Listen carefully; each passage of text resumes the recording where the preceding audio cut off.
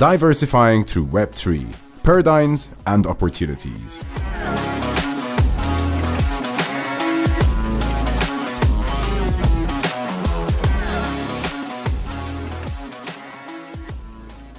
Right, guys, thank you so much. Galera, that's how you say. Sorry that we cannot do this in Portuguese. I wish we could all speak Portuguese. But we're trying to make it as clear as possible. My name is Andres. I'm from Colombia, living in the UK and Dubai. I have been in crypto for 7 years. I have a show called Crypto G's that is on Binance Live, the #1 podcast. And I invite my friends today to discuss this panel that is diversifying through Web3, paradigms and opportunities. So I will let them to introduce themselves. Maybe we start with the lady first. Can you introduce yourself? Unfair advantage. Hi everyone, I'm Eunice. Everyone calls me Uniwong. I'm known as a crypto trader and investor, also a Web3 advisor in the space. This is a long story, but I used to be a travel blogger from not knowing anything about being bad at math, but now I'm looking at numbers every day, so interesting times. Guilherme? I'm Guilherme. I'm a sports and entertainment business person. I work in entertainment world for the last 15 years, and for the last 3, I founded Block 4, which is a platform that uses Web3 for entertainment. And we have today the biggest initiative in NFTs in Latin America with Rock in Rio. Nice. And talking about Rock in Rio Entertainment, we have also Bonnie. Can you introduce Gabriel yourself? Hi everyone, my name is Gabriel Boni. So I'm an artist and founder of record label since I was 13. In the pandemics, we have the opportunity to bring play to earn to Brazil with X Infinity, and I become IDG community manager and scholarship trainee. And we are developing many projects in the ecosystem of Web3 and also making festivals around the world. Thank you, Gabriel. And Arturo? Hello everyone, I'm Arturo Cantera, CEO and founder of Pride Numbers. I joined the crypto in 2016, and right now we are developing a complex ecosystem with NFT staking on few networks, and we have an NFT marketplace and an lending and borrowing, and it's a pleasure to be here with you. Thank you, guys. And as you can see, we're in bear market right now. Probably we were like 2 years ago. This audience will be more.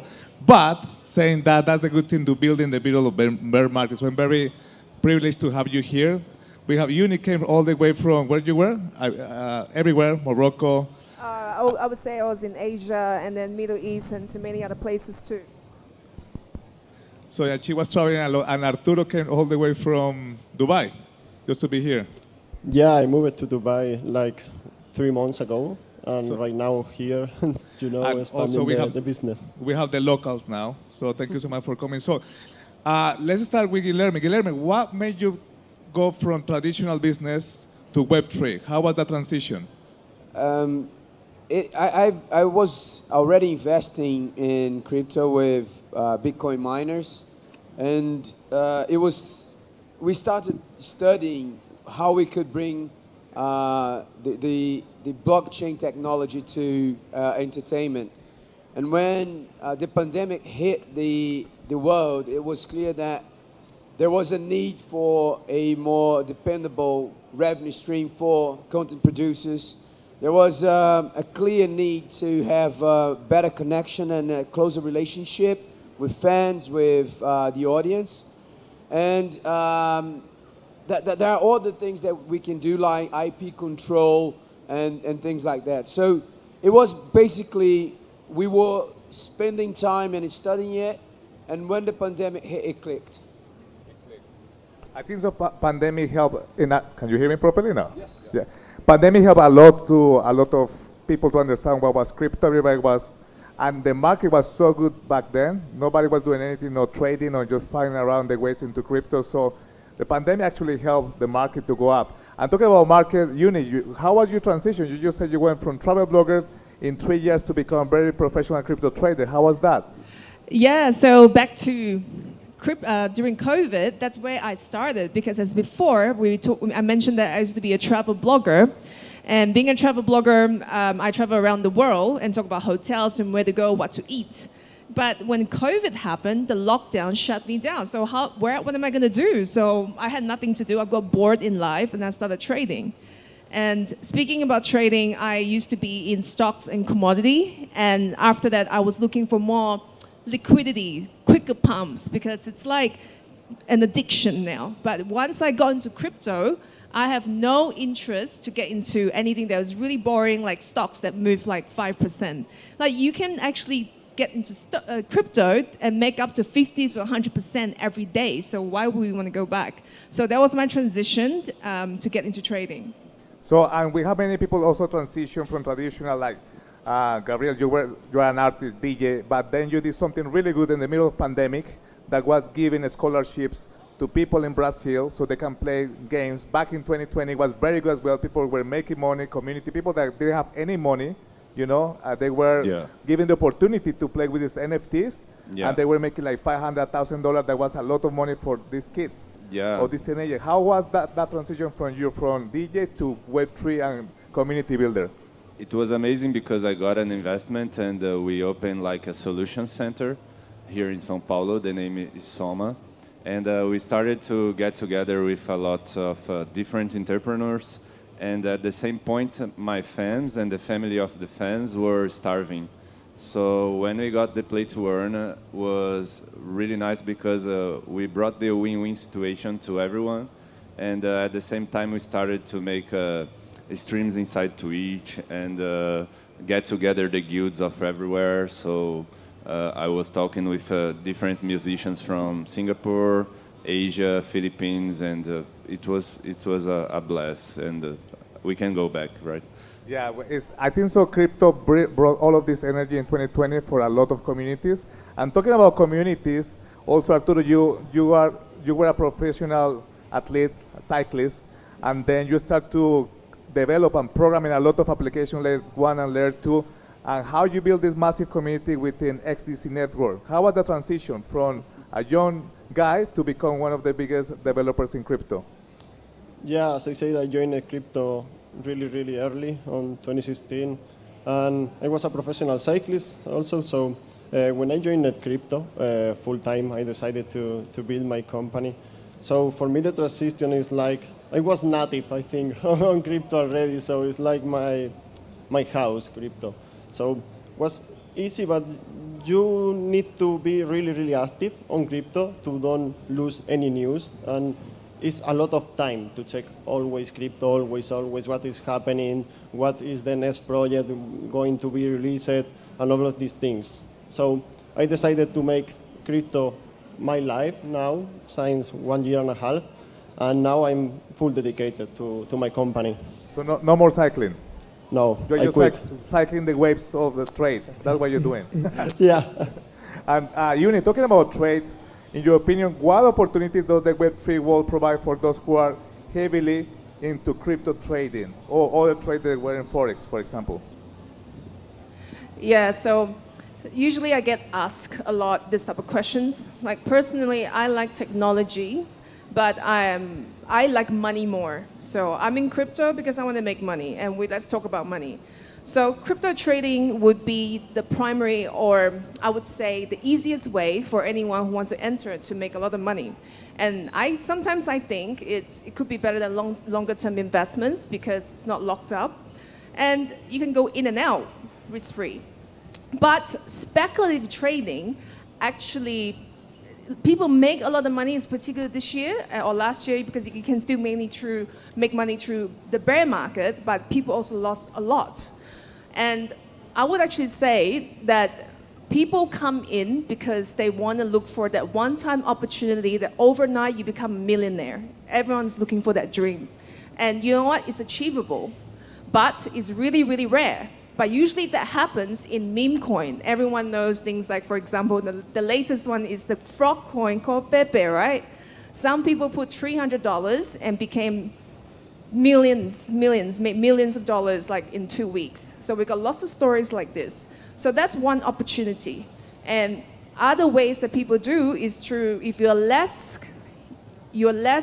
risk taker, you usually get into stacking. So you can buy some coins, make like 10% or 20% a year. And people are happy about that Because in traditional finance, the maximum you can do if you invest in the stock is probably like 20%, but that's a really rare chance. So I would say getting into crypto, if you want to make money, learn how to trade a little bit, and then the more you understand how the space works, for example, following the trend, what is the trend from the meme coin, and then we go back to blockchain. And after understanding that, you will have more opportunities and understand that, what coins would be best for you to trade. So basically, do a very deep analysis, research, understanding first before going crazy. I understand like meme coins, they were good 2 months ago, but now they're not that great, right? So you have to always understand the trend, always. The trend is your friend. Always remember these lines. That's a good quote. The trend is your friend. And talking about friends, Gabriel, we're here in Sigma, everybody's talking about gaming here, and you're a big gamer as well. So when it comes to gaming, how does Web3 diversify the gaming space compared to the traditional one? Oh, you can gamify everything in Web3. And since your walk or dancing or talking to someone, you can transform with community in a way to earn. And that's really interesting. It's the big difference between the common games. And also, you are not attached to a platform like Steam or something like that. You can build. And you can build in decentralized autonomous organizations that will allow you to build with others and also bring community to another level. So for example, in our Discord channel, we have 250,000 people that are building together and exchanging ideas and becoming a really global family, what's different from a common server. Another good example is the test now that Improbable are making with Yuga Labs for other side, where we expect to achieve 10 million people without latency for video and audio in the same ecosystem, playing to earn in different NFT collections. So what we can do is unimaginable. Yeah. But I think so within, I used to play a lot, Counter-Strike, Black Ops, Call of Duty, all of that. Me too. But there was no a chat. You couldn't speak to anybody as much. But now we have Discord channels, Telegram, the community is there. I think that make a big chance, not only for traditional gaming, no better for Web3, the community is even stronger. Yeah, for sure. And also there is a revolution of borders. So today I have Russian friends, Singapore friends, Philippines friends. I have friends everywhere. I have you guys. Australian friends. Yeah, we can. It's different from a server where a kid is shouting bad words. In Counter-Strike was always like that, and in Call of Duty or anything is like this. In the blockchain spaces, people are really interested to build, and who is serious and compromised are doing the difference. Yeah, they are. And Guilherme, Web3 presents numerous paradigms and opportunities that we're talking about this, particularly in the blockchain and NFT space. Can you hear me? Okay, can you hear me there? Yeah. How do you envision Web3, NFTs, and blockchain benefiting various user categories such as artists, sports professionals, content producers, and others? That's a very interesting topic because the blockchain technology is kind of like a perfect fit for the entertainment industry because it addresses a lot of the pain points of the industry. So counterfeit, fraud, all those things, blockchain helps the industry address. Other things like IP control, it also can help you with that. And more importantly, I would say, is the opportunity for fans to actually be a part of and have that sense of belonging and sense of ownership that fans crave. And on the other side, you have the content producers, the IP holders, that they need more dependable revenue streams. They also need to be closer to the fans. And with blockchain technology, with Web3 technology, you can also provide exclusivity. You can tailor the offer more to the fan, to the individual fan. So the opportunities are, incredible. And to be honest, what I always say to our partners is, if someone tells you where this industry is going to be in 6 months' time, run away from that person, because you're either speaking to a liar or to a charlatan. Because no one knows. What we need to do is start working, start testing, and get ready, and keep evolving and keep developing. So the most important thing, in my opinion, today is get in, get your feet wet, and start learning and start getting feedback from your fan base, start getting feedback from your audience, and you keep on improving. I think so. That's most of the successful projects in Web3 is because they listen to the community, they get all that feedback. Arturo, you have good experiences with prime numbers. So according to you, what are some future trends or developments in Web3 that will have the potential to further enhance diversity and inclusion? And what do you think the future of Web3 is heading towards? I know we cannot talk about 6 months in advance, but maybe within 2 weeks. Okay, I think I kind of jeopardize everyone thinking about what's going to happen after 6 months. Run away. To the moon. About your question, I think one of the futures about Web3 and all of this is going to be tokenization. Tokenization of real estate, tokenization of bank accounts, tokenization of everything. For example, on gaming, you say, with the skins and all the random items in games, when the servers go down, the items are lost. With blockchain, you can put like marketplaces or whatever where these items will stay on the blockchain when the game will be closed. So you will have all these items in your wallet forever, right?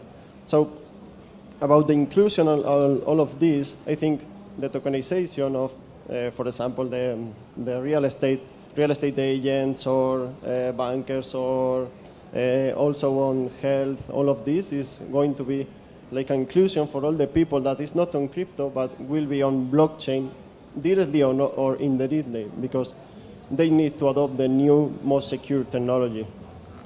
Thank you, Arturo. And okay, Uni, this question probably you will get everybody excited. That is just trying to get into crypto and they don't know how to start. So, and this is a question for all of you guys. We start with Uni. What advice would you give to someone who is looking to explore an opportunity in the Web3 space? Somebody that doesn't know anything about crypto. That's a very broad question, because I usually say it depends who you are as a person, as in personality-wise. Are you afraid, like a pussy, or you're a risk taker, you dare to just ape into things? I'm usually the latter, because I like to just go all in and just do it, right? So for example, if you're someone who's very afraid of losing, then maybe aping into shitcoins not your thing, gambling's not your thing. Whereas if you're someone who likes to just give it all and go for it and ride it, let's just get into shitcoins, right? But if you're afraid, for example, so maybe just get into simple investments. So maybe get into an ICO. Actually, no ICO for you.